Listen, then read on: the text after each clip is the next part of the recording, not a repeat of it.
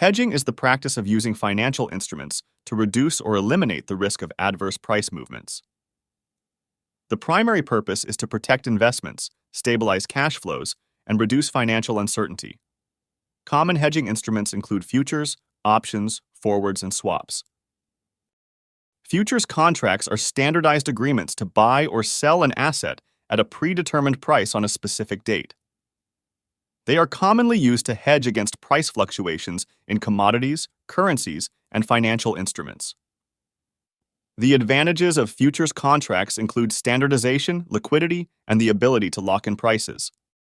Options contracts provide the right, but not the obligation, to buy or sell an asset at a specified price before a certain date.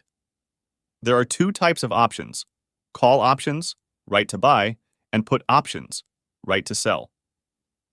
Options offer flexibility and the ability to limit potential losses while allowing for upside potential. Forward contracts are customized agreements between two parties to buy or sell an asset at a predetermined price on a specified future date.